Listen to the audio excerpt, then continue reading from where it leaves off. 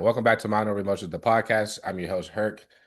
Today we're going to be doing the men and women dynamics and relationships episode. I got two of my favorite guests here.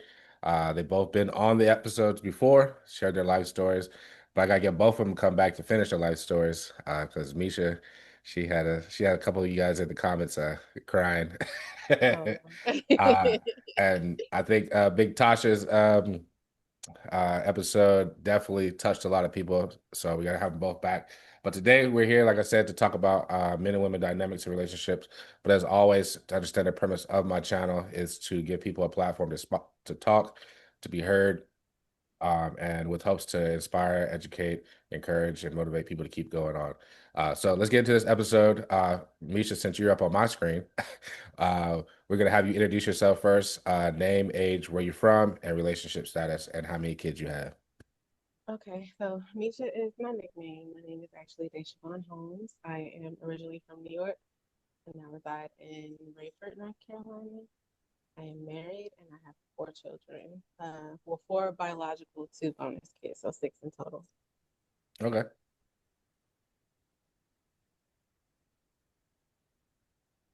Okay. I know who's me now. Is you still going? I'm so sorry.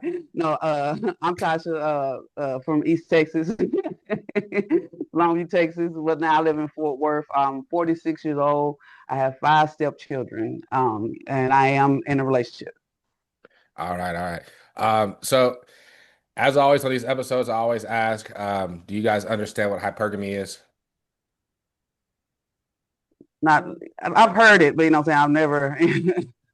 No, Okay. Misha, I don't know. do you know what it is? No. Okay.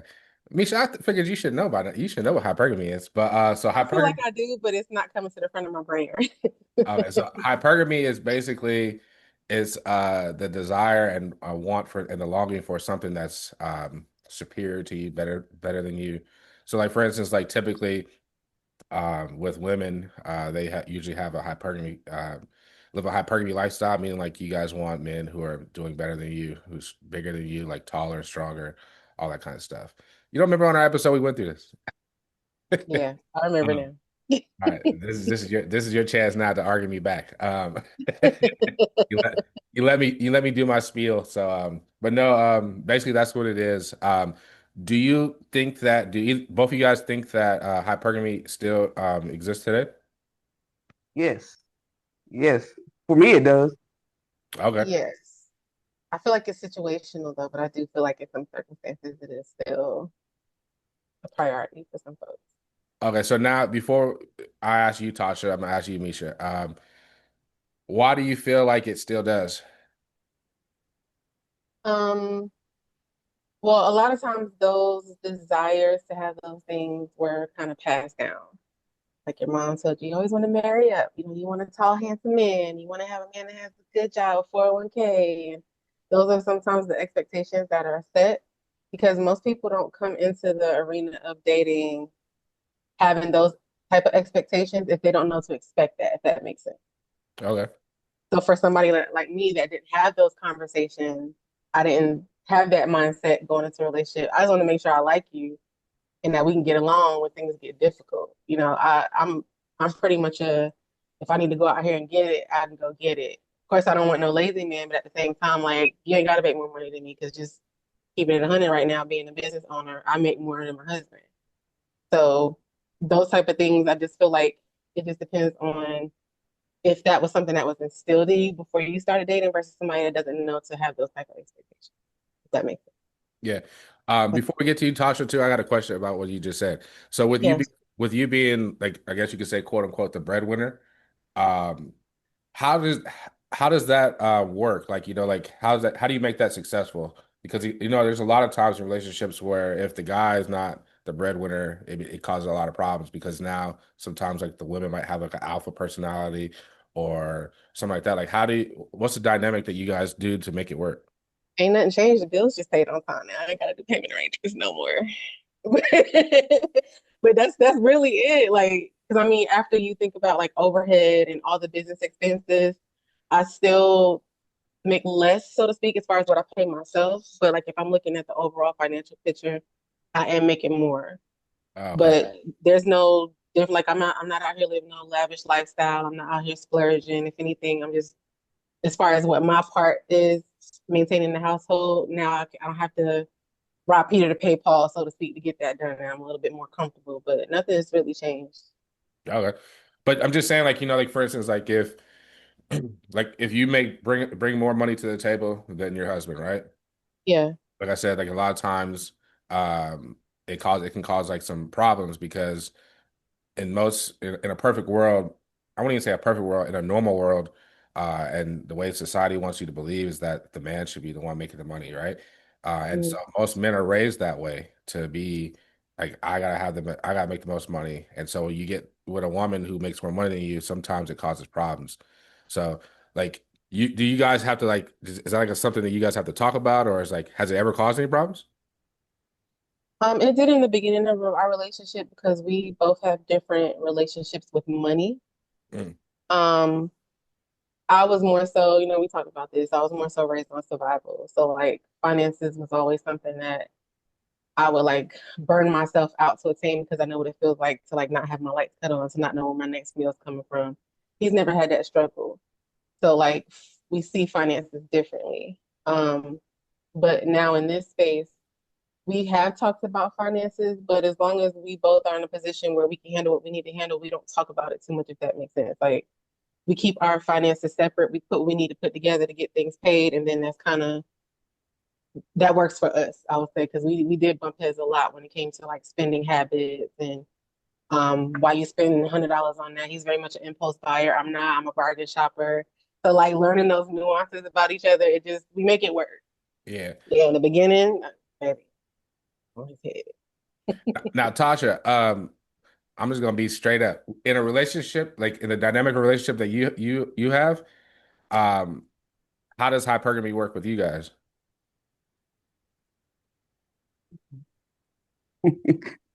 I mean, it works for me on my I can't really say on her end because like we're going through a lot in life. What I'm saying, we're both having two separate struggles in life. But for me, like for me, it's about the big picture. I mean, and I'm just trying to do it for a greater quality of life. What I'm saying, because I've been in a 25-year relationship. And then that was a big part of my life. And then like me being out here now, I just I just want a good quality person. Saying somebody they can kind of go like they can meet me where I am at this point in my life. So, like my relationship now is a long distance relationship now, saying, because we're both having to, saying separate so we can become better individuals. So we can, merge on that level and, try to, be the best, saying for each other. But, it's for me, it's just about seeing seeing the bigger picture, saying, try to, make it work for the long run, and try to just, be the best for each other, you know. Okay. What's the top three qualities that you look for in a spouse? Oh my God, you have to be clean. You can't be nasty. I can't do the roaches. I can't do the nastiness. You know what I'm saying? And then like that, and that's just it on that. I'm really big on that. And you have to at least want to work. What I'm saying? You can't be, lazy. I get times are hard, and then like the process of finding something that's for you, what I'm saying, can be quite a task. Then I get that. But what I'm saying, but just the desire to want to work, what I'm saying, is number two. And then, number three, you gotta have some type of family values, what I'm saying, for me, because we're never gonna be, I can't be a unit with the person if saying, if you're not thinking on a unit level, what I'm saying, because that's what, a family is, it's a village, it's a unit. So I just got to have those three. Okay. And Seem if like basic ones, but Misha, I know you've been married for a while. What would you say, in your opinion, is the top three things that must be prevalent in a relationship in order to make it work, and be successful? Patient at the forefront of everything. Um, if you got an impatient person, like nothing else is gonna fall in place. And I'm the impatient person, so I'm speaking first. um, Comprehension. Because the communication needs to be there, but if we both trying to talk and nobody's willing to like really understand what the other person is saying, then we just talking at this point. And definitely being a team player.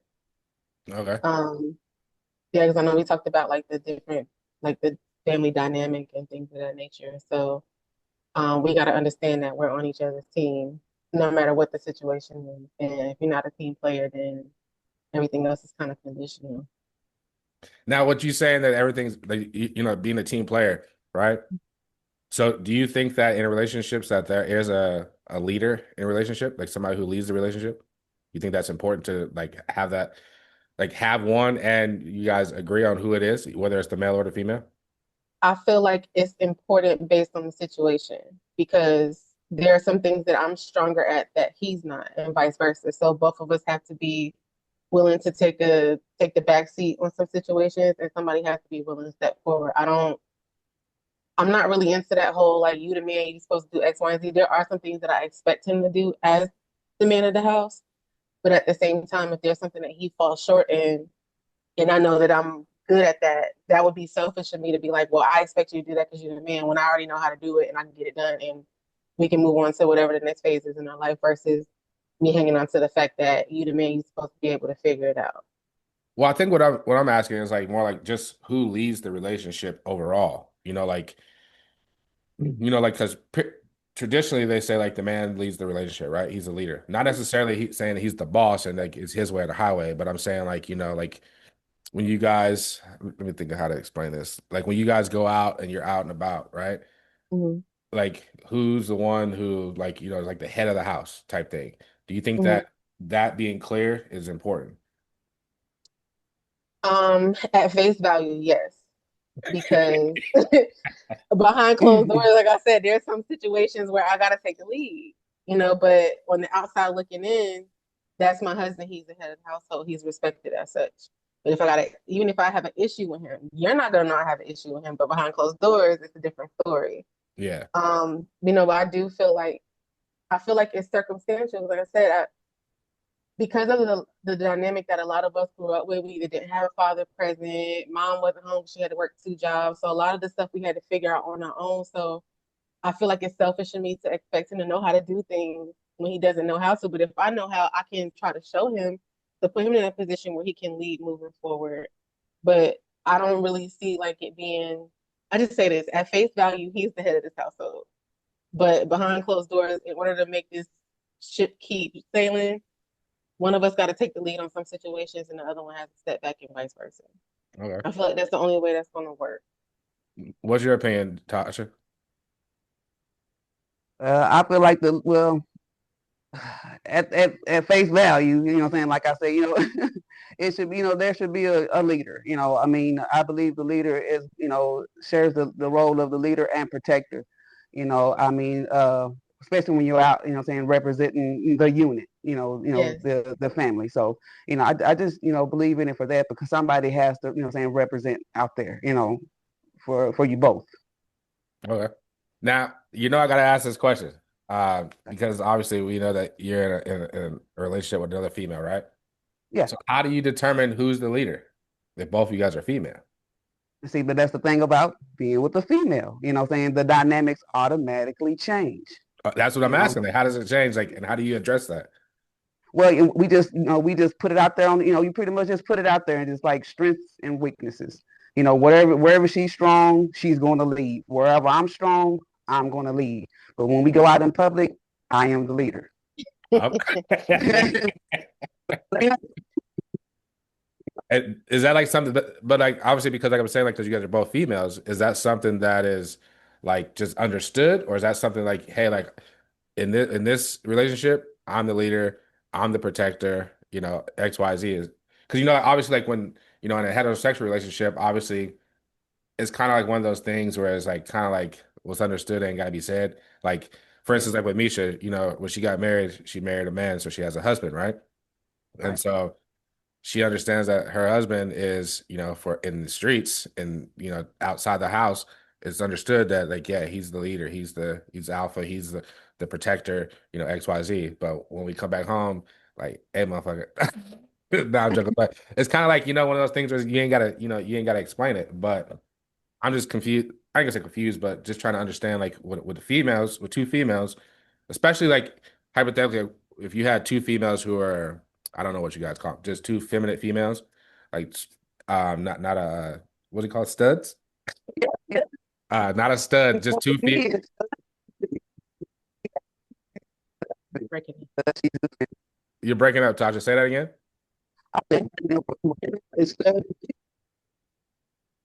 Whoa, whoa, whoa. Your phone breaking up.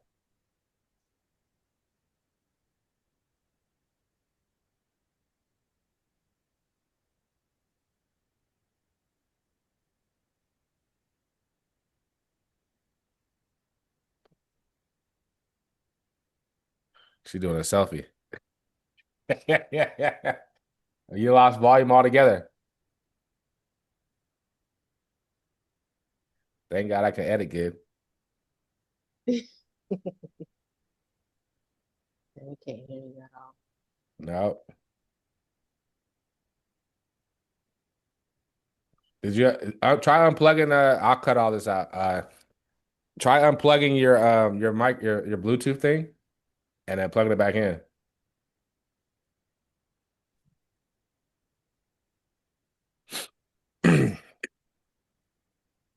Oh, say something? No. Let me see if you're muted somehow. No, you're not muted. Oh, Uh-oh. okay, can you hear me? We can hear you. You're back. All right. Don't say nothing God, yet. Hold thank on. God. Don't say nothing yet. I need to check, see where we're at minute wise. So 30.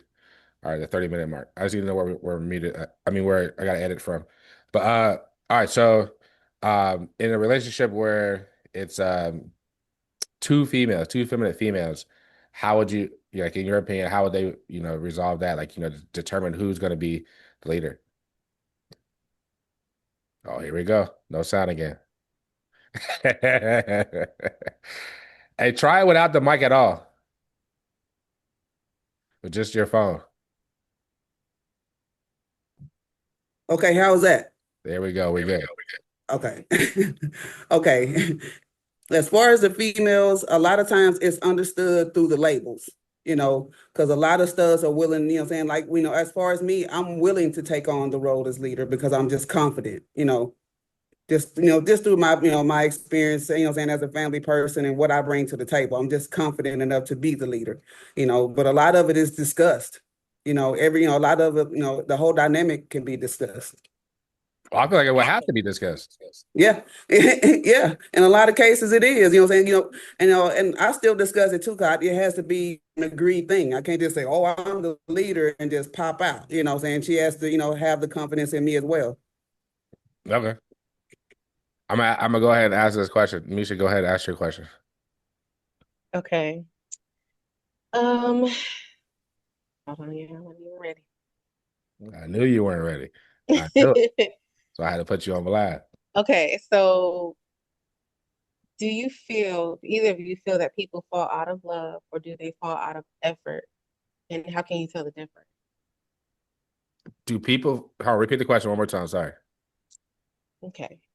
Do people fall out of love or do they fall out of effort? And how can you tell the difference? Ooh, who going first? You know what Go I'm ahead, saying? Tosh. You know what? I'll go first. I think people do fall out of love, you know, because like, when you fall out of love, there goes the effort, because like, when you fall in love with somebody, I know when I was in love, I went above and beyond. My efforts were above and beyond. So, when my love faded, with me being quote unquote in love faded, the efforts went right along with it. Okay. So, Oh, go ahead. so in order for you to fall out of love, that means somebody had to stop trying, right? Whether it be on your part or theirs. So you pretty much, so the effort was Ooh. on, the lack of effort was on the other person's part, and then in turn your feelings faded for whatever reason. I don't believe that Because that's in always for order in sure. Ooh. order Now, for if love, so love, so you got lust, and then you got being in love, loving someone, and then being in love. And a lot of times the in love part comes with the effort. Like I can love you as my friend, but I can be in love with you because of either how you make me feel, things that you do for me, how you show up for me. So if those things stop, then am I still in love with you or do I still love you?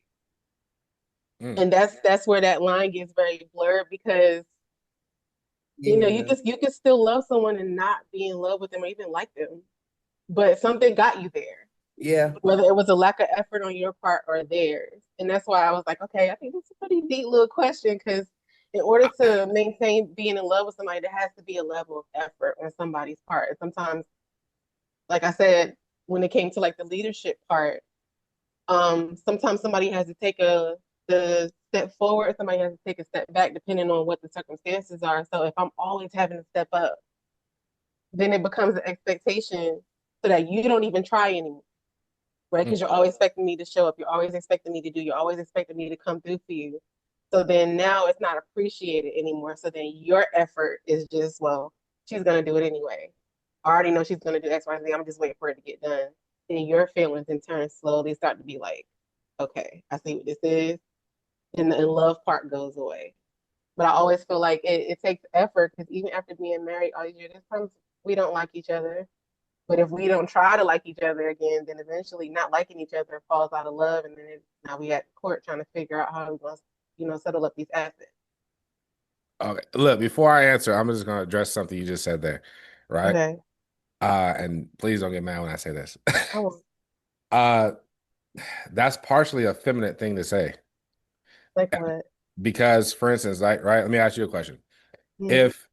If you had a man or your husband, right, Mm-hmm. and let me ask you this question. Let me back up.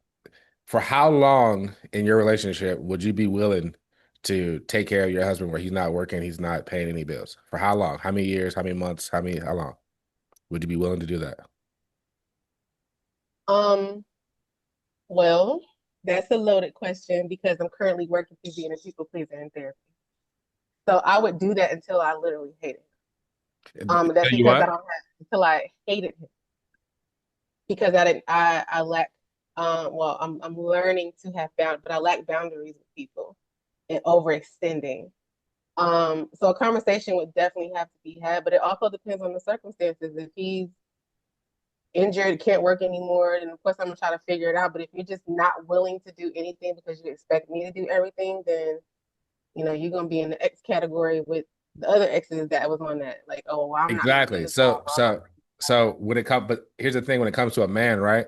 gonna Typically in relationships in a perfect world, men come into a relationship expecting to pay for take care of the woman, right? And mm-hmm. that's for the extent of the relationship, right? Okay. So you said earlier that, if you realize like you're doing this, you're doing that, and then it's kind of expected, it makes you kind of fall out of love because of lack of effort.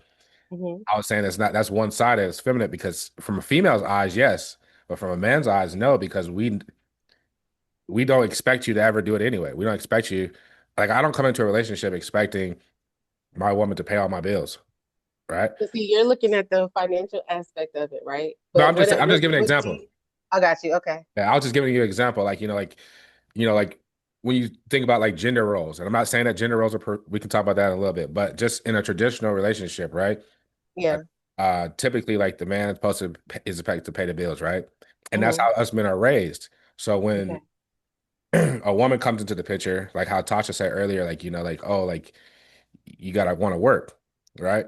There's men Mm-hmm. out there who, if you're financially not, capable of paying everything, you might have that conversation with your woman, like, hey, look, like, in order for this ship to, keep sailing, you're gonna have to like pitch in, you're gonna have to work, you're gonna have to do this. But in a perfect world, the man would pay all the bills, provide all the money financially, and then the woman would, you know, do whatever she has to do to make this, feel play her role, whatever that may be. Even if she wants to work, but it's not gonna be her responsibility to pay bills in a perfect world, right? But Mm-hmm. my point is just based off the question I asked is there's an expiration date when it comes to females, when it comes to finances, but with men, it's never an expiration date. So that's what I was just saying. But I get your point at the same time, I got you. and I'm going And to answer your question. okay. Do I feel like people fall out of love or they fall out of effort? Uh, I feel like you could do both separately. right? Because, for instance, using the house dynamic, right? If if you guys are both mature, you guys are both Mhm. mature and you guys live together, you might have fallen out of love, but that house still needs to be taken care of. So the effort's still gonna be there, right? To take care of the Mhm. house. Now, does that mean like, well, hold on. Let me ask a question about this real quick. I gotta understand before I answer. If I fall out of love with you, is the relationship over immediately? Or are we still gonna work on That's the effort part. It's still effort, That's a no matter how that's a you look loaded at it. question, man. Lord have Yeah. mercy. I think you might be the first person. That question got me stumped. I usually got to answer, but I think that okay. I think that I still think you can do both. I think you can fall out of love and still have the effort. Like, no, you can't. Because how am I answer it? If I loved you, then I mean I'm still in love with you. So yeah, I agree with y'all. Okay, I was trying to be, play devil's advocate, but no, I agree. Yeah, if you fall out of love, you probably fell out of effort. If you stop doing the effort, it's probably because you fell out of love. Okay, dang, Misha, that's cool. All right, all right, Tasha, what you got for us, man? Lord have mercy. Hey, this gonna sound like a Family Feud type question. Okay. So, but like, but just based on like the way life has been, the way life evolved over the years, and based on your personal experience with life, this is a three answer question. Okay. What age, what I'm saying, should you start, having sex? And what age should you get married? And what age should you start having kids? And just on based on your personal life. All right, I'm gonna take off this one. All right, so what age should I start having sex? What age should I get married? And what age should I start having kids? I'm gonna answer it two different ways. First way is Yeah. if you're religious, I think you Okay. should follow your religious values. So, like for example, if you're Christian, you shouldn't be having sex till you're married. So marriage should come first, and then you have sex, and then you have kids. Because unless you're married, you can't have kids without sex. Put an age on that. I don't think that there's really an age. I think it's maturity level, right? Because you could be 18 and super mature and find somebody who's 18 as well, super mature. Like for instance, like I have a sister who got married young and they've been married this whole time. I mean, they might have problems, but they've been married, you know. I would say that they, from the outside looking in, I don't know the depths of their relationship, but from the outside looking in, they got a successful relationship. They got two kids, and they're still married. They haven't divorced. They haven't, as far as I know, haven't separated or anything like that. So just to use that as an example, age doesn't necessarily depict, I think the maturity level does. Remove religion from it, and we're just everyday life. I think that you should have sex once you understand what could come from it. The you can handle the decision, because not only is it you can have a kid, you can have STDs, there's so much things that can happen from, you know, understanding like for like females, like pH balance being thrown off because of you having sex too many different partners, all kinds of different things like that, right? And then, if you're not ready to take care of a kid, then you probably shouldn't be, you know, having sex at all. Screw that whole wrap it up thing, but you shouldn't have sex at all. So yeah, and then marriage, I don't think that you should be marrying somebody until whatever, speaking on the conversation we just had, whatever dynamic you guys have, you're able to 100% hold your part, right? Like you shouldn't be going to a marriage with financial issues and discrepancies and just like misunderstandings on both parts. Like if I'm not saying that you guys need to be ballers to get married, but I'm saying like if you coming into it and you literally can't even hold your weight in a relationship, if you're like, I'm thinking from a guy's perspective, as a guy, I know what Misha talking about, but as a guy, Yeah. if you cannot at least do seriously, if you cannot at least do 60-40 as a man, you should not be getting married. You should not be asking that woman to marry you. I'm not talking about no 50-50. I said 60-40. You let her pay the light bills and maybe one of the car payments and the Xfinity bill, and you pay everything else. That's how, as a man, that's how I feel like you should come into a relationship. Now, once I said the ability to, I see Misha's face, the ability to do it. I didn't say that that had to be y'all dynamic. I just said that you should have the ability to do it. Because here's the thing, right? I know what Meisha said, and I understand that, and I agree with it. But if, for instance, right, if Meisha gets ready to, let's just say I'm not gonna use Meisha, I'm gonna use myself, right? So let's just say I get married, right? And we fall a hard time. Let's just say we're about to get evicted, right? As soon as my spouse goes and tells her family or friends or gets out, no one's going to say to her, like, why didn't you pay the rent? They're going to say, why didn't Herc? Why didn't Sean, whatever you want to call me, why didn't he pay the rent? What's going on? Like, was he still working? They're gonna start asking questions about me because as the man, I'm expected, you know, to that's my job is to provide a house, provide somewhere to live, you know. That's the main thing, right? In a relationship. So whatever your dynamic is, once you guys get to married and you guys decide, hey, like we're gonna split the bills 50-50, or hey, you got you a woman like Meisha, the breadwinner, and you're gonna pay 70-30, whatever your dynamic is, that's fine. But the problem is And I know that's a flat question, and that's a really flat question. You know what I'm saying?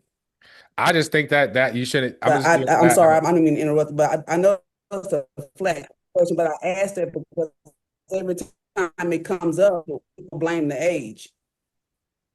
Mm, Emotional Uh-oh. intelligence we talked about. yeah, I'm gonna leave it. I'm gonna leave it. I'm gonna land my plane here so that way Misha can, Okay. chime in. Basically, whenever you can, like I said, whenever you're able to, whatever your dynamic is, a relationship that you guys decide y'all want, whenever you can fully uphold your side, and when you're, I'm gonna take Manisha's answer, and when you're emotionally intelligent enough. Go ahead, Misha. Make us look crazy. um, like as soon as you asked that question, that's the first thing I thought about. Because let's just say I did everything by the book. I courted my guy, we start dating, we get married, we consummate our marriage, we have children. I feel like everything kind of circles back to emotional intelligence. And I can speak from experience because nobody ever taught me the difference between sex and intimacy. Because it's a taboo conversation. Keep it 100. So a lot of times sex was associated with love, and that wasn't always the thing for the people that I was dealing with. And I got my feelings hurt, and I got my heart broken. Um, so for one, being having sovereignty with myself and understanding that you can't keep putting these two and two together. That's why nothing ain't working out.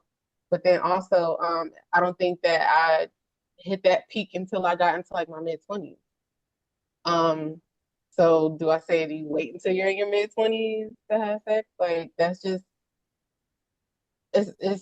it's a very loaded question. It's making me think a lot because I know some very mature 17, 18, 19-year-olds that I can have like grown conversations with and their mindset is amazing.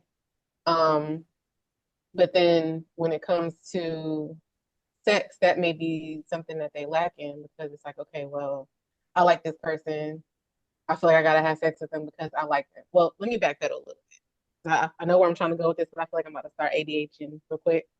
So I think about the platonic relationship, right? I have guy friends.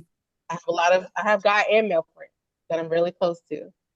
And there's been times where I've had to check a few of my guy friends about like blurring the lines in our relationship because it's like, oh my God, you're so cool. I love that we have these conversations. I love that we get along so well. Now Yeah. it's like, I want to try you to see if it's something there. And I'm just like, now you just ruin everything for me. Like, because you're associating these feelings of I love Yeah. you and I like that we're in a good space and we get along. Now I want to add sex into the mix. And then that's where a lot of relationships go wrong. Um, so to answer the question about the age part of it, I really just depends on what your level of understanding is with sex and what comes with that. Of course, we know a baby can come from that. We know STDs and all those things can come from that. But the emotional part of it is another thing that doesn't get talked about a lot. And I feel like if you don't really understand what that is, and sometimes you gotta have it to experience it to even know what it's like. Um, but I don't. it's hard to say because of course I got kids and I'm like, when you're 18, you technically grown. I can't tell you what to do with your body. But even at 18, I still feel like, there's still some maturity that needs to be had there. And sex kind of just blurs the lines with that. Um, Same thing with marriage. I get the 60-40 rule, the 80-20 rule, all the rules that come with those things.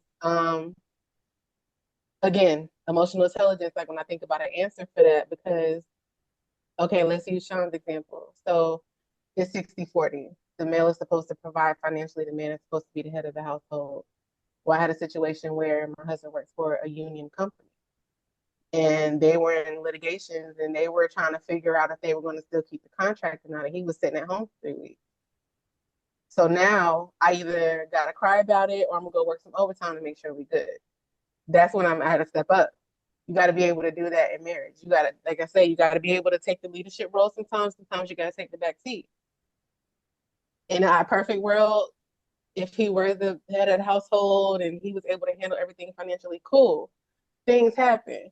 Me as Mhm. a business owner, I'm government contracted. The furlough hurt me bad.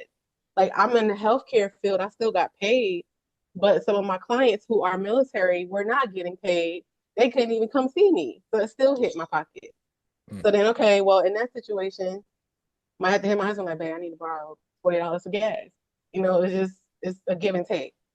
And then when it comes to kids, I don't care how much you prepare. I don't care how many classes you go to, how many books you read.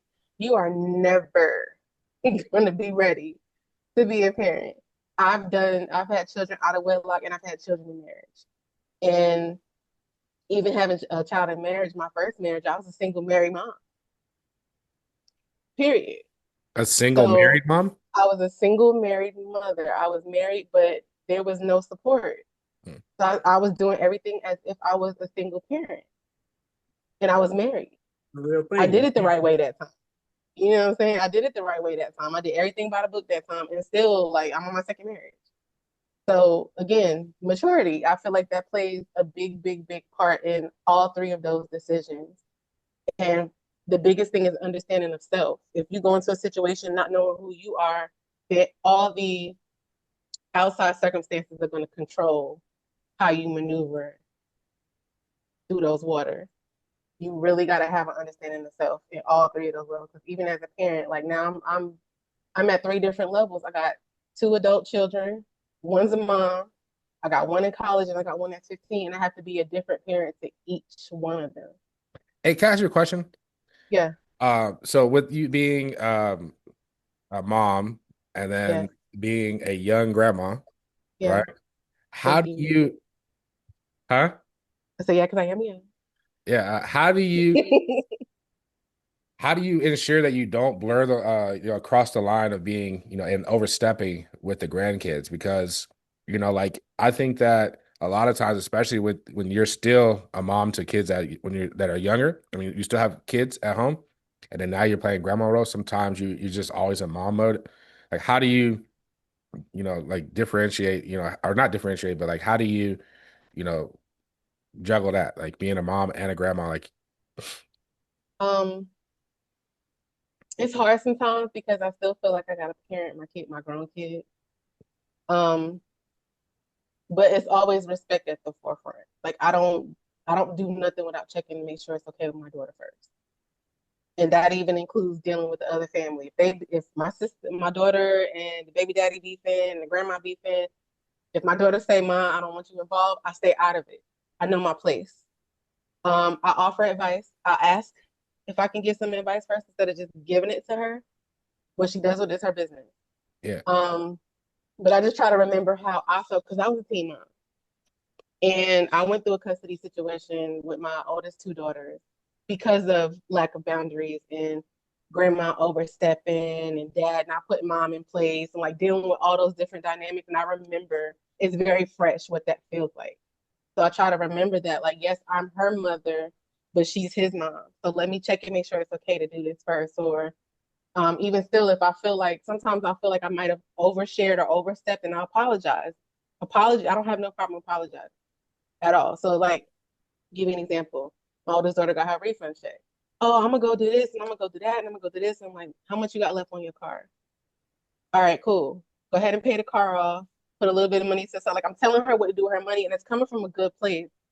But to her, it kind of might have been like, oh, she's trying to tell me what to do with my money. And I got to remember how I thought at 21 and 22. So I Yeah. went back and I apologized. Like, look, I wasn't trying to tell you what to do with your money. I was just trying to give you a little, a little advice. You do what you want. No, ma, I appreciate it. But I'm able to have those conversations and I'm willing to, if I overstep or if I'm out of line or if I offend them, like I feel like I've tried to create a space where they can let me know so where I can apologize. But with the whole back to your question about being a grandmother, all of that kind of ties in because she's still young and there's still things that she needs guidance on. But then I got to remember, like, she is at a place now where she has to make her own decisions. So a lot of times it's me biting my tongue and just kind of just taking my hands off, but being available. That's hard because I'm very much a mama bear. That's how I view my mom when she's as a grandmother. Like she'll say stuff and she'll be like, you probably should do this, or you should probably think about doing this. A lot of times she'll let us act or like, let us make a decision and let it play through, right? And then she'll be come after the fact and be like, you should probably try doing this, or you could probably, and that's one reason why I'm grateful that, like I'll speak for me, not my other siblings, but like with my mom and my son's mother, like I'm glad they have that good relationship, and that they have a respect for each other, because in the beginning, you know, um, she was more like my son's mother she was more like trying to figure everything out. Um, and she didn't want to mess up. I could just tell. But she did great from the jump, but it was like trying to tell her because she had no experience, right? So she was like basically going off of what all these doctors, all these, counselors and all of them were saying. And that's generalities at some point. And we had a conversation and I told her at some point, you gotta believe in yourself as a mother. That's your child. God gave this child to you. Like he trusted you to raise this child. So do what you feel is best. Just because they say, like, for instance, like say like, oh, he's 3 weeks old, only give him 1 ounce of milk. If you feel like your son or your child is still hungry, you know, feed your child. Or, if you feel Yeah, like it's too much, like, oh no, and so like seeing her with our 16-month old, or 1 year old, seeing how she was with him versus how she is now with our new son, like I can just see like you know, the growth and just like and the trust within herself. So if you're watching, kudos to you. But back to my mom, like my mom doesn't when my oldest daughter was born, which will be her first grandkid, my mom was kind of like how you are, like where, sometimes you'll second guess, like, did I overstep? You got to go back and apologize. Like, my mom was kind of like that, but for, 20 plus years, she was a mom. There was no grandkids, so yeah, the kid was around that was in her family, she had to like, take care of him. So when, yeah, when my daughter was first born, I used to feel like sometimes like she would overstep. And but I guess 13 kids, grandkids later, she's like a program on there. That's Tasha, true. you grandma at all? Yes, I'm a step grandparent. Oh, hey, how is it being a step grandparent? You know what? It's not bad at all. I mean, I'll probably never be a real grandparent, but what I'm saying, being a state, you still get the same benefits, whatever, what I'm saying. I never overstep my boundaries at all.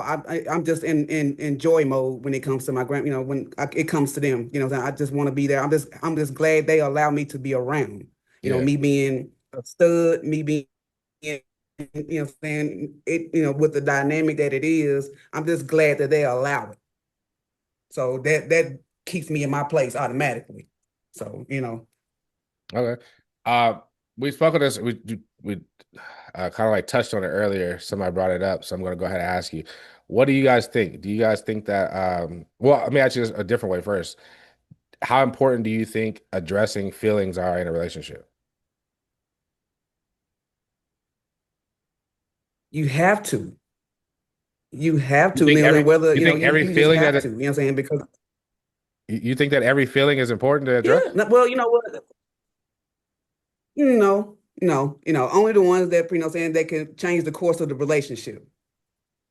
I mean, sometimes, you don't have to bombard or overwhelm your partner with every little thing that you feel because, that can overwhelm your partner and be like, okay, what was that for?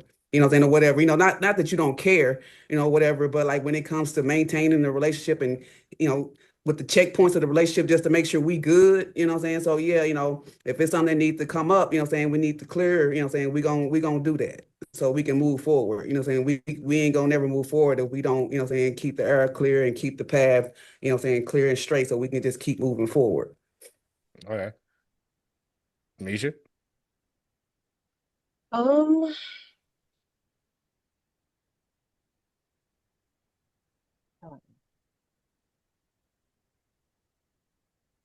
I feel like I should, if there's a situation where there's something that you did that made me feel a certain type of way, that I should address it. Um, but not necessarily my feelings. Unless it, like she said, unless it's gonna affect the course of the relationship or it's gonna affect my mood or how I'm interacting with you, um, then I feel like it's important. But if it's something that I can just swallow it and keep it pushing, then no. Because sometimes it can be overwhelming, it can be too much, it can be very needy. Um, because if I'm always like asking you to appeal to my feelings, and where's the logic? Like, you're always in your feelings about something. We always got feelings. We go through a lot of feelings and emotions all day long. But if it's something that's gonna like affect my interacting with you, then yeah, I'm gonna address it. Um, what do you think feelings are relative or do you think they're true? Um, they can actually be both. It, Okay. I'm learning that two things can exist at once. Um, I could just be in my feelings just because I want to be in my feelings about something. I might be mad at something you did last week, so everything that you're doing these past 2 weeks because I haven't addressed it is getting on my nerves. Or it could be something that you may not have realized that you've done to me. And instead of me saying it, now I'm holding on to it, and now I'm starting to build resentment. So I really just feel like it's maybe circumstantial, but it's one of those things like you gotta pick your battles. Like, is it something that I feel like it needs to be addressed, or is it just is it just a moment, or is it something I can get over and it doesn't need, or it doesn't require me ruffling any feathers. Okay. Yeah.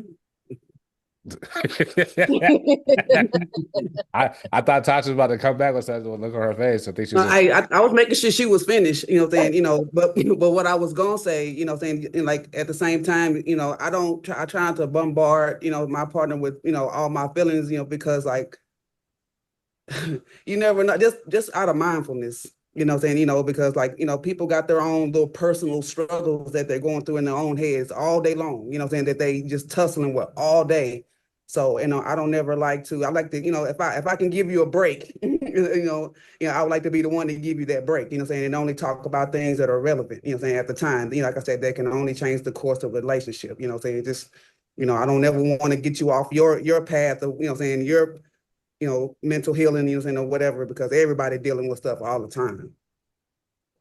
uh tying your original question and something that Misha said about emotional intelligence, your question about when you should get married, and then Misha said emotional intelligence, right? Um, do you think that at any point in time in your relationship when you're married, that you should become emotionally unavailable? And if so, do you think that that's healthy? I don't, you know what? Oof, my God. Oof. Absolutely guilty of that. You know what? Oh God, that is like circumstantial because like I said, it just depends on like the type of foundation y'all, the relationship has already. Saying if y'all have always been open, and honest, and y'all always been able to deal with each other on that level, saying you should keep it that way, saying, but saying, but if not, oh God. Well, let me ask you this then. What you saying that? If you Okay, so you said if you guys already had that foundation, that you should keep it that way. So basically, if it changes, that's a problem, right?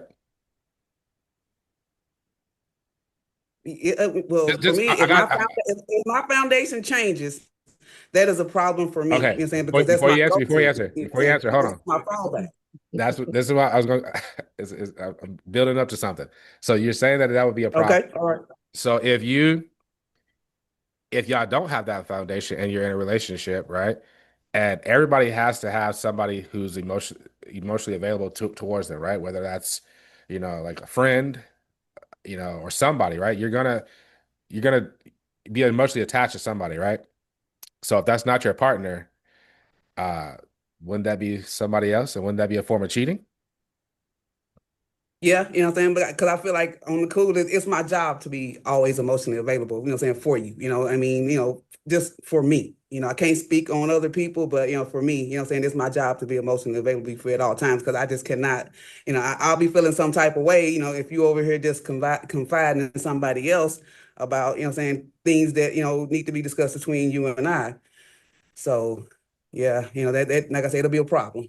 I don't think I need to ask Meisha. I see her face. She over here like, you know, No, I'm just like, so I feel like that's a muscle that has to be worked, right? Because just giving you my dynamic, Rob is a feeler. I'm a thinker. I don't got too much room for feeling. I'm gonna give you like, so like if it's, let's just give it like it's a friendship dynamic. You got two times to complain about an issue. By third time, all right, what we doing? How we gonna fix this? I'm more so appeal, like you have to appeal to my logic to get me to understand sometimes because I guess maybe because of my circumstances, I don't feel a lot for things. Not to say that I'm not emotionally available or that I don't have feelings, but like you got some people that just always in their feelings about something.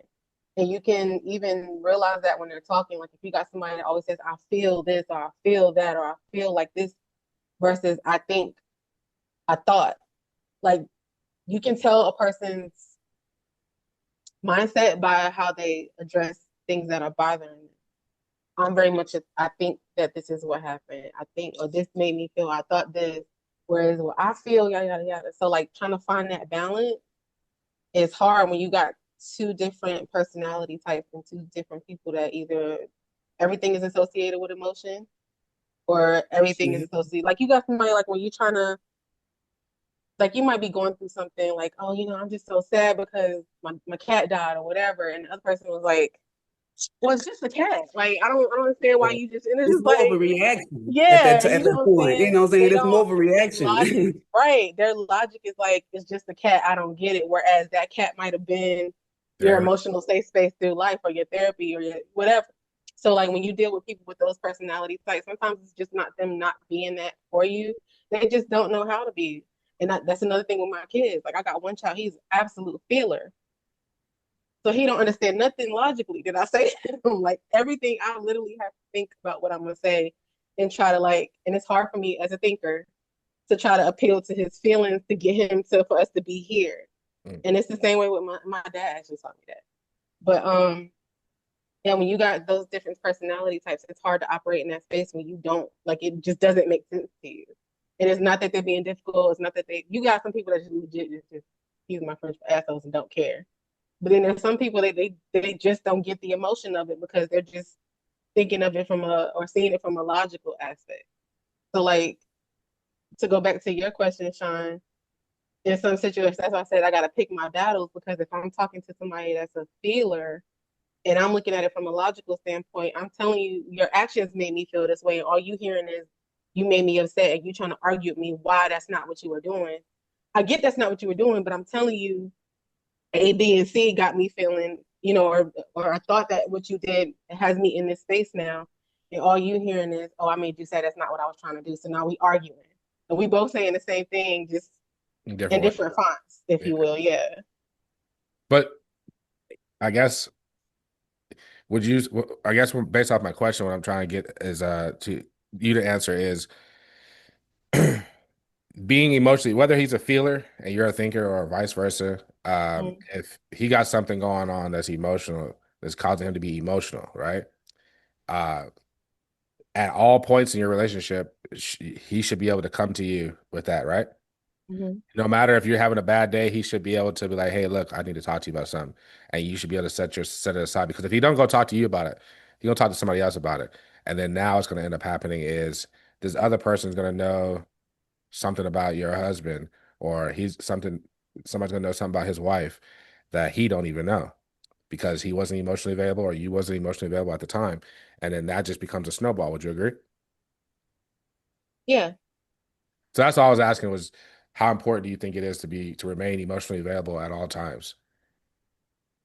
I think it's important. It's extremely important, but it's also important to understand the space that your partner is in as well. Yeah, for So sure. like if it's something that's heavy and he might be stressed out about work and whatever else, I'll come to him and be like, "Babe, can we talk?" Or, is this a good time? Like I try to make sure that you can hold space for me because I've Right. done that. Like I'll compartmentalize and put my stuff aside to listen to you, and then I'll start zoning out. And it's not intentional, but because I got so much on me, I'm trying to be available for you when I'm really not in the space to do that. I didn't hear nothing you just said. You might feel good and walk away and be like, "Oh, I'm glad I got that off my chest." The whole time I'm thinking like, damn, did I pay the car note? Like my brain be and it's not intentional, but that's what happens like when you don't check in with your partner to make sure that they're able to hold space for you. Like stuff like that happens. That's just So life. so basically you would say that being emotionally available is important, but also understanding and communicating effectively about the other person's well-being, mental state before you start trauma dumping or whatever the case may be is even just as important. Yeah, because I feel like if I can have that same at the foundation and at the core of my marriage, we supposed to have a friendship, right? And in my healthy friendships, we check in with each other. Sis, can you hold space for me? I got a lot going on. I need to talk to you. And she's like, no, I got, we check in and make sure it's okay before I just call you and then just Right. word No. vomit. You know what I'm saying? So if I can have that same respect and courtesy from my friendships, I should be able to have that in my relationship as well. Okay. Uh, I got a question. Do y'all want to know it or y'all want to ask me one?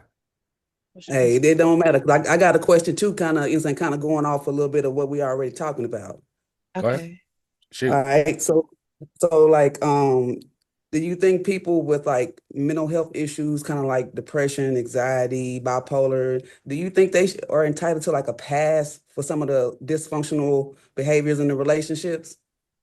Because I know a lot of people like, oh, when the stuff pops off, they're like, oh, I'm bipolar. I'm saying that's because I'm depressed, or I got this going. They'll blame it on, saying some of the mental issues that they got going on.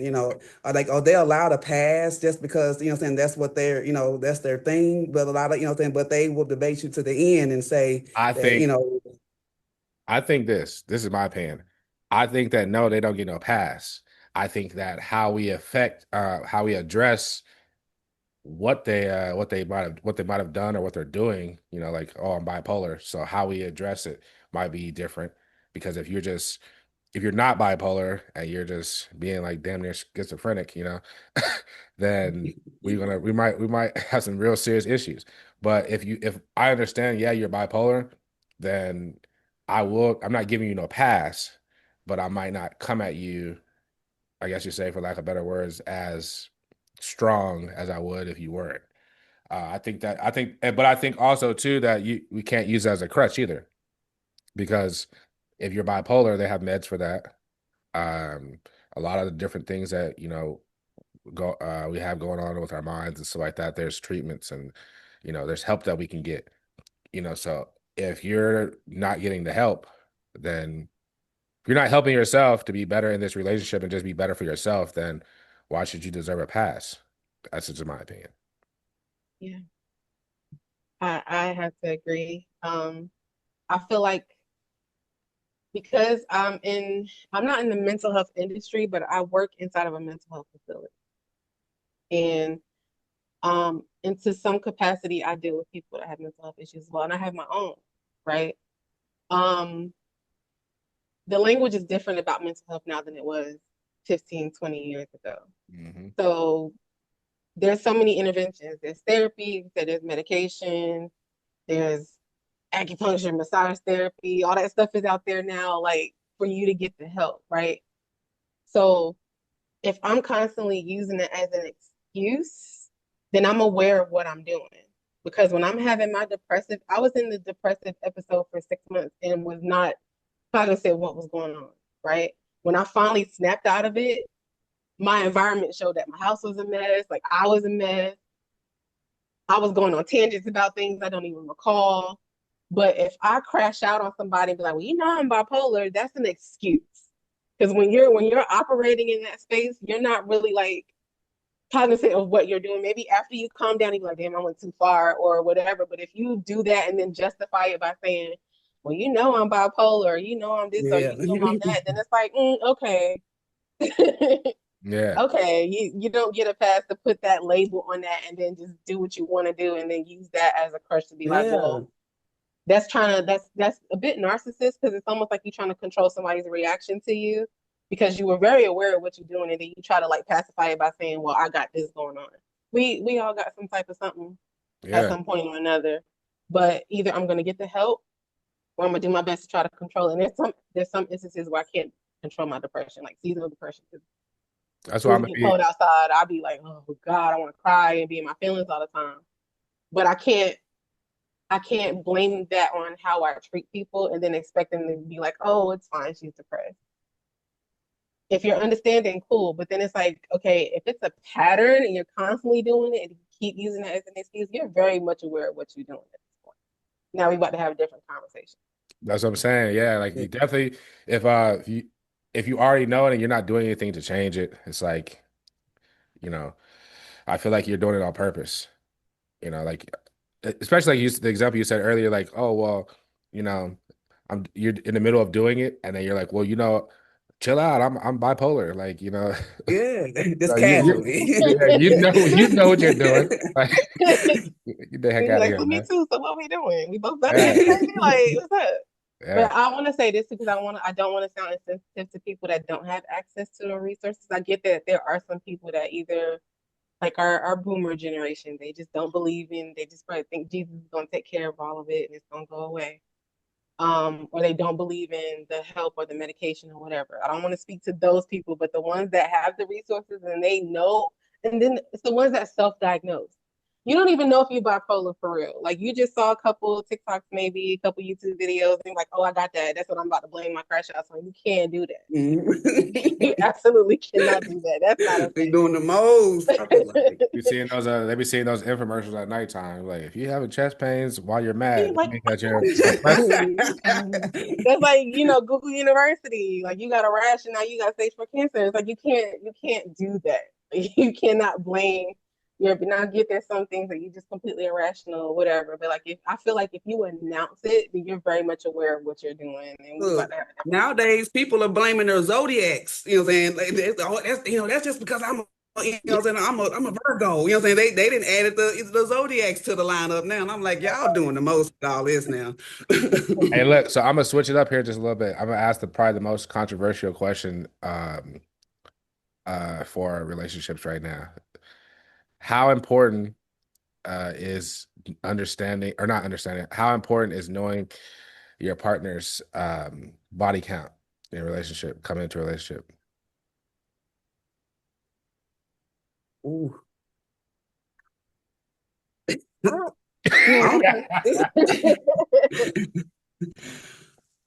I'll let you go, girl. I honestly, as long as they ain't popping up at my house and all your tests come back clean, I don't care. I don't feel like as long as it doesn't impede what we got going on, it's honestly none of my business.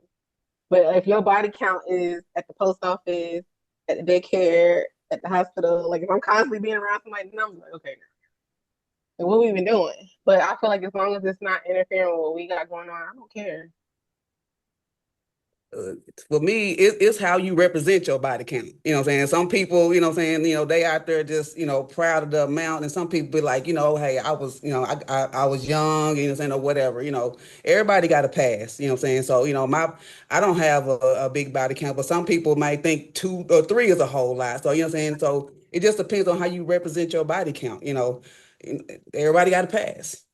Everybody got one, so I can't fault a person for having a really high one. But if you just like I said, if I can't go nowhere without seeing, so oh yeah, I slept with that person too. Like dang, what I'm saying, if it's just getting too close for comfort, what I'm saying, I don't know, it's gonna be a problem because what I'm saying, it's not.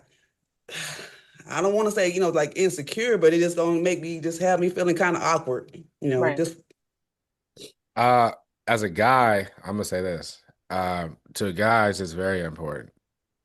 and it's a double standard. I know, Meisha. Be, because I'm sorry, I'm trying to work on my face. I know It literally is. It's a double standard. it's a double Absolutely. standard. It's a double standard, but it's like an already understood double standard, and it's just kind of funny to us guys when females they try to play that whole that's not fair, that's a double standard. Well, you already know it. Like you guys call not you guys, but women call men dogs forever. Like they've been this been so you already expect. I'll give you an example. If you ask a guy who's 35 and up how many women he's been with, and he tell you two, you're gonna say he's lying. So you already expect us to have a high number. So how high our number is irrelevant. Females, when it comes to a guy, like most men, they don't want the 304. They don't want the woman who's been, the OnlyFans model. I don't care who's watching this. It's true. We don't want the OnlyFans model. Um, we don't want that girl who's overly sexually promiscuous. Like we don't want if she's been around the block, one or two times. Like no, we don't. If we had a choice, we're gonna choose the girl who's got the less body count, right? That's just how it is. So I think that, and then when a woman won't tell you her body count, she always says it's none of your business.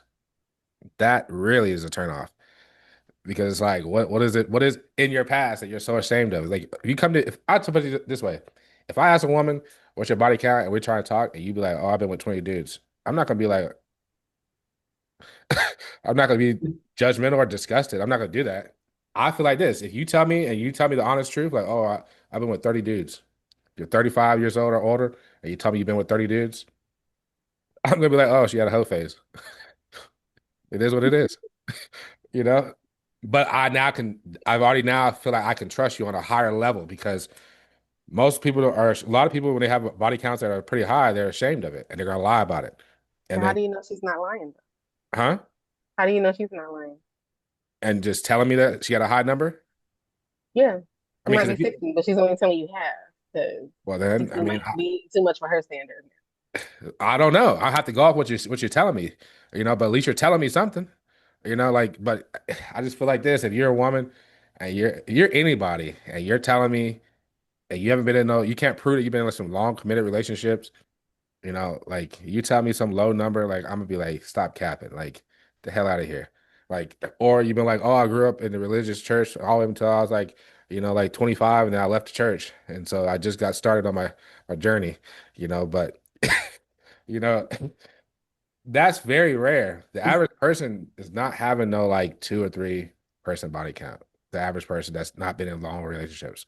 And I know people are going to disagree, but it's just how we think, right? So you could tell me like, oh yeah, like I said, like, oh yeah, I was in this relationship with this person for like, like 5 years, this one for like 6, this one, you got some relationships in there. Then okay, I'll believe it. You tell me like you only been with like 3 dudes, but you've been single for 15 years, 10 years, 5 years, and you're telling me over that course of those years, like, because here's what's really kicker. I'm gonna say this too.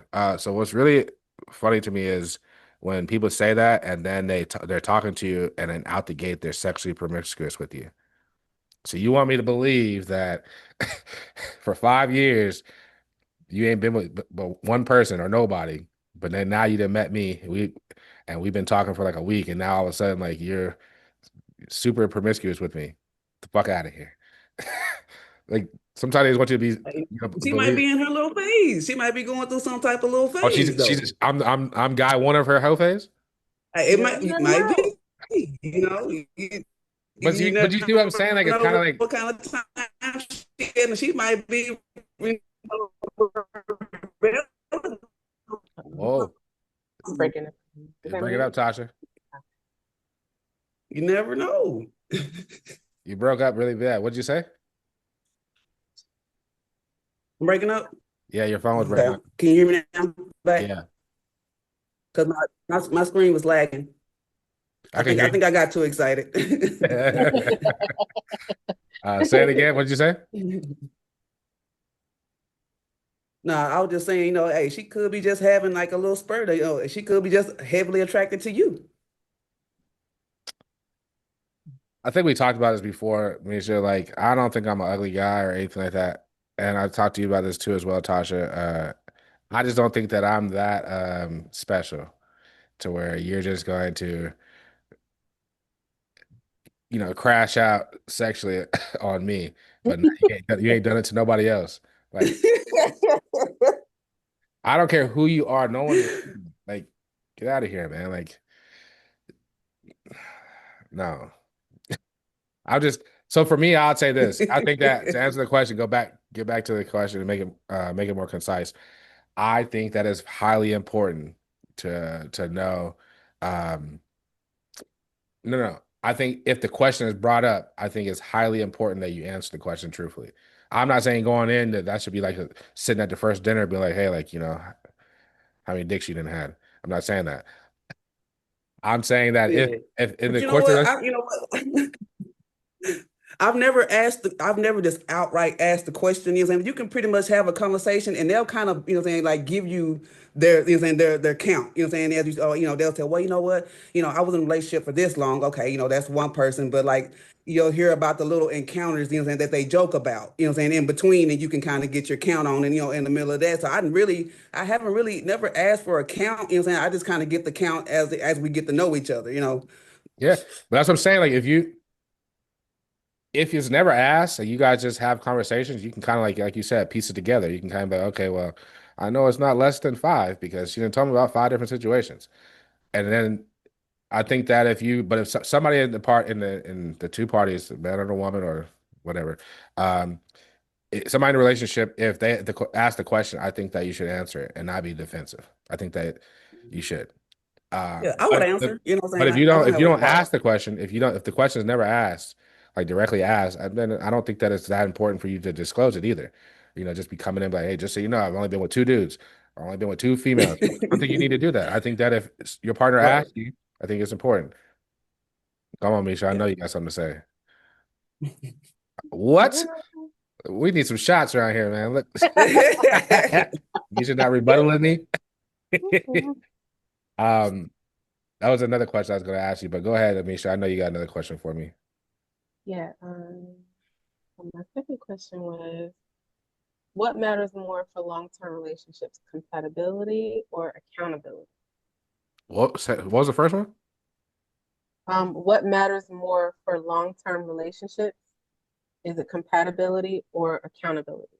Ooh, go ahead, Tasha. I think accountability, and I don't want to be cliche and be like, oh, well, both, what I'm saying? But, if I just had to pick one, what I'm saying, accountability, because I'm big on accountability, because, I have to be responsible for the way I behave, what I'm saying, by the way I represent the relationship. So I got to hold myself accountable, for the longevity, they're just in my personal opinion, what I'm saying? Because if I'm doing that, I'm self-aware. I'm more self-aware, saying, on how I'm behaving, saying, and what I'm the type of energy I'm putting out into the relationship. But yeah. Uh, Let me answer this, man. I think that I think accountability is important. Compatibility, I think, is overrated. Um, because if you're basing your relationship based off of just compatibility, the problem with it is that we all are forever changing and growing. So you might be compatible at the age of 18, 19, but are you the same person when you're 30? Hope not. I wasn't. Uh, Accountability, I think both are important. I think that at every stage of your life, like you guys should find some kind of compatibility. Um, but I think that accountability is always important because if you can never, I'm just gonna leave it at accountability is very important. I don't want to go down that long road. Go ahead, Tasha. Here's that last question real quick. All right, let me see. All right. Well, keeping in the spirit of okay, put it like this. Relationships, saying, quote unquote. Now relationships nowadays are for entertainment purposes only. Agree or disagree, Are you? Oh, hold on. You're asking our relationships nowadays for entertainment purposes only? Yeah, not marriages, but relationships. Saying by the way it's being, saying put on in society. Saying like it's like nobody's like love ain't cool no more. Saying it's all about saying the toxicity and saying it's just it's like just love just ain't cool no more. You know what I'm saying? Agreed or disagree. It's like it's all about entertainment. You know what I'm saying? What I you know kind saying, of what type agree of okay. because if you're a guy and you are loving on your woman, you're in the word of these red pill people pedestalizing your woman.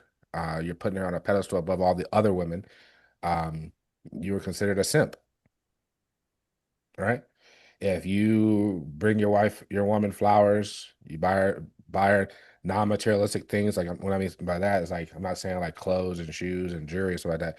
You buy her like, bless you. You buy her I don't know, like you do what they consider romantically sweet things.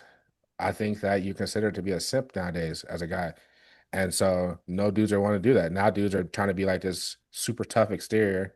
And then now women have this ideology that all men are bad. Like, you know, Meisha can't say speak on this because she's been off the market since, 2000. But now, all jokes aside, it's just every time we do anything in relationships now, it's considered to be a simp, and then the woman she thinks that we're all bad, and then now it just becomes like you said, like a really toxic thing because the guy he started off trying to do that, and it wasn't appreciated, and or he was getting clowned by his peers, which for some reason to a lot of people these days, what their peers how they are perceived by their peers is more important than what they Right. just them being genuine to who they really are.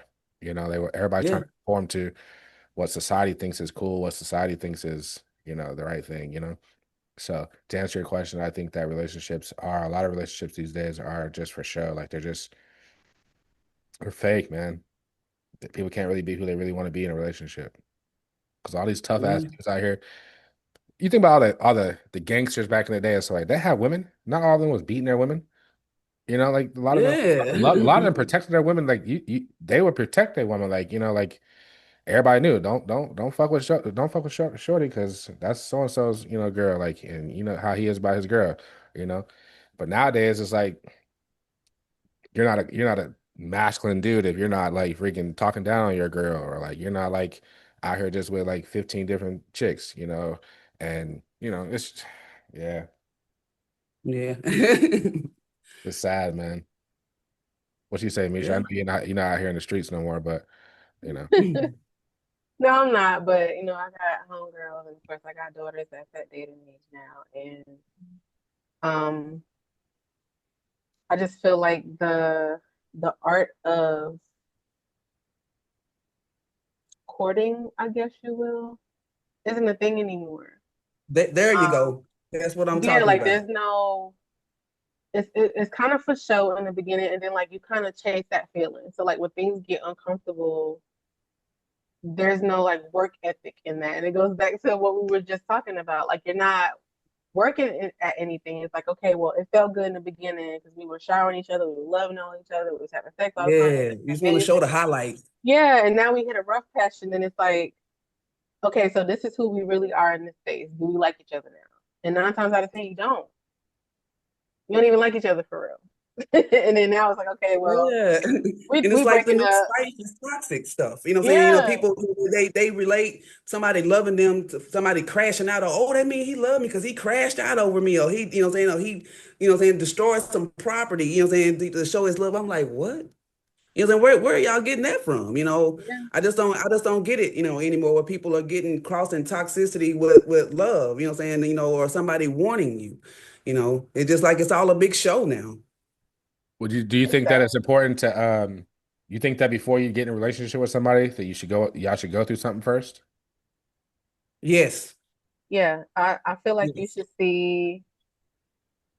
I feel like you should see them when they're angry, and I feel like you should see them when they're sad, and I feel like you should see them when they're broke. Those three things right there will change the whole dynamic. Because I know some people they become very mean when they're sad, Hmm. which is not what we expect. You expect Totally them to different kind of be, person. yeah, like one of my grandma, I love her to death. My grandma is really mean when she's mad, and that's just her. That's her. Well, sad, and that's how she deals with her sadness. I got friends that's like that. Like when they, somebody dies that's close to them, they become really angry and like toxic, if you will. It's like, you okay? Like you need a hug? No, don't hug me, I'm gonna cry. Like maybe that's what you need. Like you need to cry. It's okay. It's okay to cry. But yeah, I feel like seeing people in those circumstances, and of course, you don't want it all to happen in like 90 days because then that's a lot. Like now I gotta really decide, like, dang, you got a lot going on and only 90 days, me know you, I don't know if I want to move forward. But I feel like before you solidify something, you should see how they are in those different spaces because that will really change the dynamic and how you view a person or how they even view you. Tasha? Yeah, because you definitely don't want to be stuck, what I'm saying, in the midst of, being with a person and, you're making plans to move forward and then they have a major roadblock for you, what I'm saying? Because like some of the things that come up later are major things like deal breakers, like finding out they don't want kids, later on, what I'm saying? It's a lot of things that are deal breakers that, that need to be, what I'm saying? You need things that you need to see, things that you need to know, what I'm saying? Because like, so what's the point? You didn't waste. It's wasted time at that point. Yeah. Wasted. Do you think that it's important also to, I heard Meisha list off several different situations where you need to see them at. Do you think that it's important to see them interact with their family, with their friends, um, yeah, stuff like that? Yeah. Because how they treat people is ultimately how they're going to treat you. And You people know, change when they get with their friends and their family. Like they might be all lovey-dovey on you. I'll give you an example, right? And I'm not gonna say nothing that this is from personal experience, but I'm just giving an example, right? Let's just say in a racist family, right? Let's just say you got a racist family. I'm not gonna throw a race on there, but just they're racist against another race, right? And that person that you're dating isn't racist, but they come from a racist family, right? So when they're out, let's just say in Timbuktu with you, where y'all live at, they're all lovey-dovey to you. You guys have a beautiful relationship. But then now they get back around their family who's racist and they start to treat you like shit. Because who are they going to appease to? They got to choose between you and stand up for you and their love for you, or appease to the feelings of their family and the I don't even know what to call that, the brainwashedness of their family, you know? So I think that is very important that's a big because problem. I'm gonna give you an example. Matter of fact, personal experience. I've been in that situation where I dated somebody who came from a racist family. And I will say hats off to that person that when they got around their family, they did not change up on me.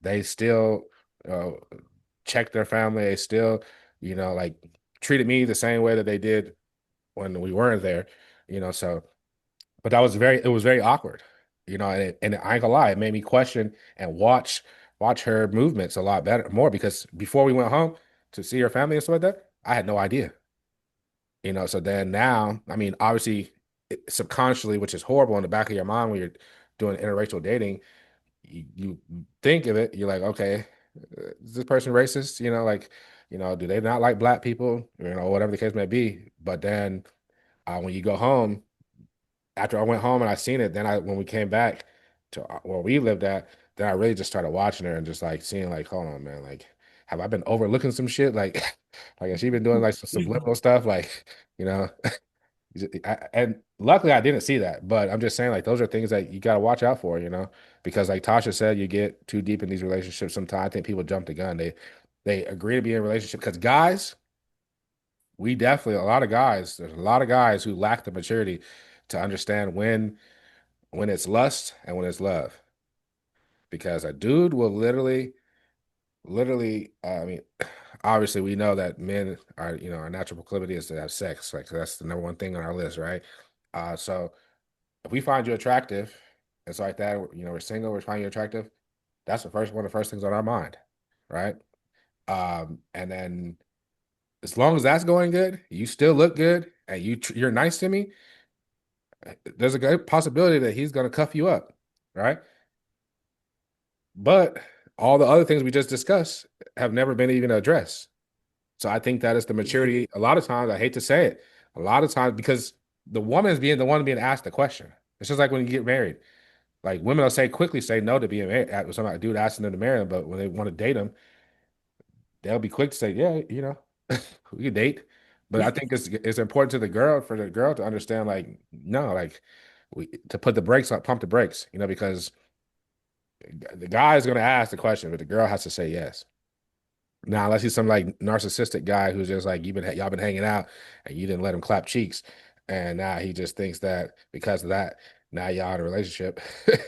That's a whole different topic.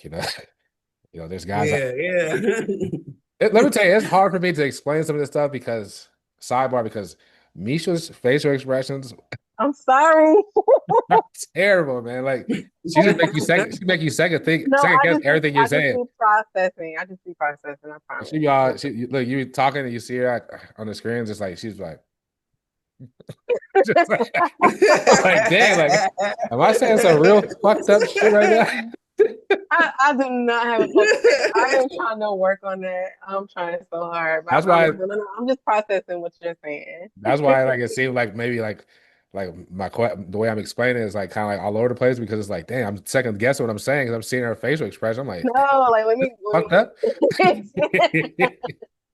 But No, hey, look, honestly, man, because what you're saying, it's the same side on the women's side as well. Like I get you can only speak from a man's perspective, mhm. but it's the same thing on the women's side. You got women that can't differentiate, sex and lust, or oh, because we slept together, we go together. It's the same thing on this side. It's the same exact thing. It's just sometimes women are not as forthcoming about those things, but it's the same. Okay. Now, let me ask you this. What do y'all think about the episode, the podcast? I enjoyed it. Let me ask you this. Let me ask a better question. What's one thing that you can take away from this whole conversation? Um, I'm gonna pat myself on the back because therapy's been working. Because what? These are answers from therapy. Therapy's been working for me. Okay. Well, what I mean though, but what I mean though is like from like for instance, like with you answering, like from me and Tasha, like what's one thing that you can say like it stood out to you, maybe um, or something? I don't. I It's a kind of difficult question to answer. I appreciate the fact that both of you are transparent in your answers.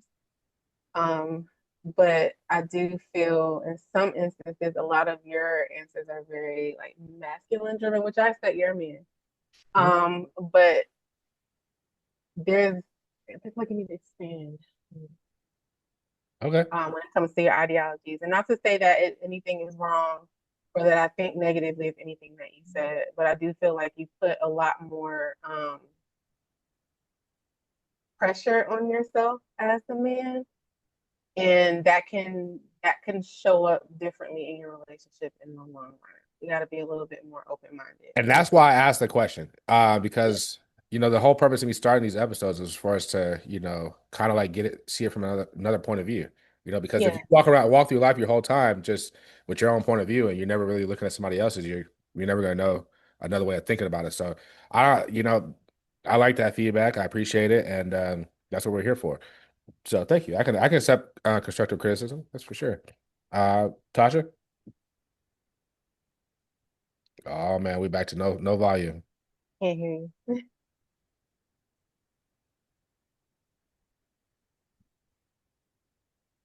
While she's getting that together, I'm gonna say my answer.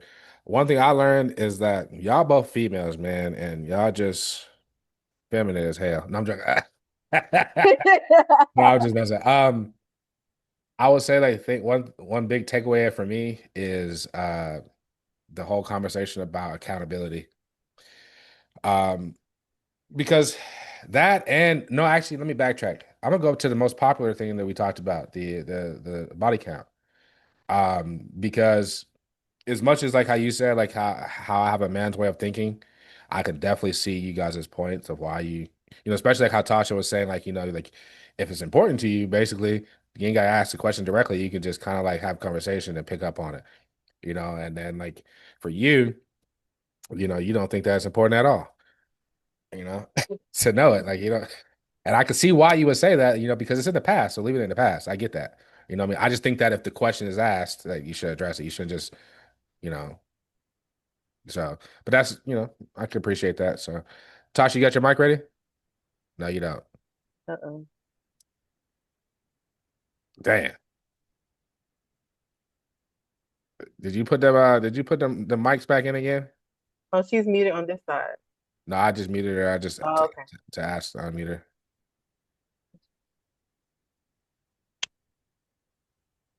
What she say? You got no mic, no sound. Let me ask you this, is your phone sitting on something? No? I don't know, man. That's crazy. You get you some those 2011 plug-in headphones. That's what I had to do. I had to go from, I kept snatching it out my ear, but Yeah. That's crazy. But look, just because we don't got much time on here. I appreciate you guys both coming on and being a part of this conversation. As always, thank you for the constructive criticism. And I just appreciate you guys' perspectives. So before we get out of here, Meisha, I'm gonna do something I never done before.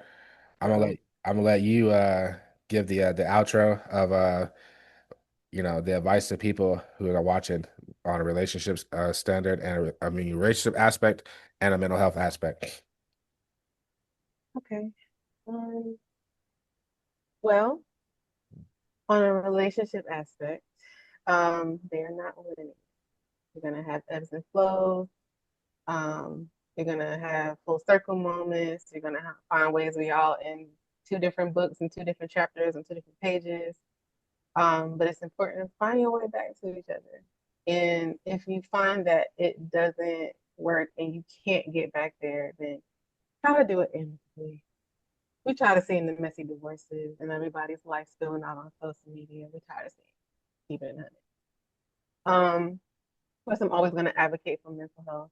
And that looks different. It doesn't always have to be sitting in the therapist's office. It's reconnecting with nature, finding a community that has like-minded views, self-care, massage therapy, acupuncture. There's so many things out there now that wasn't a language for us a couple of years ago. So just find your niche. And at the end of the day, I know people say life is short. It's a very cliche statement, but it's the absolute truth. And if you spend your days worrying about what everybody and anybody else thinks of you, then you're never going to find happiness. And that's my 2 cents.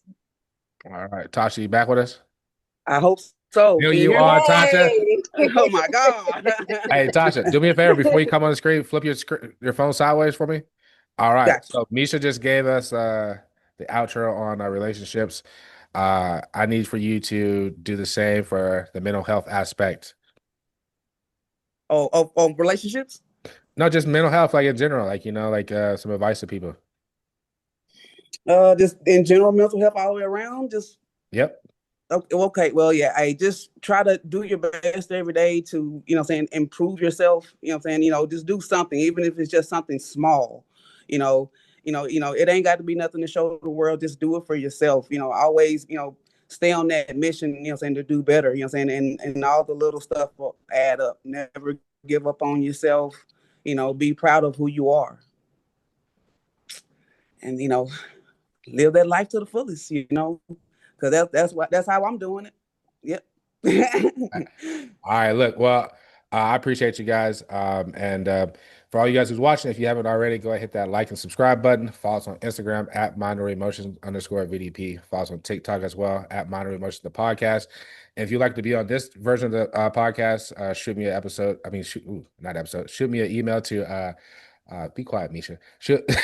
Shoot me a email to minoriteemotionsthepodcast@gmail.com.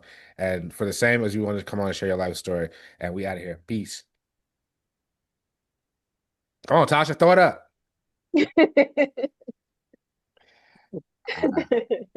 All right.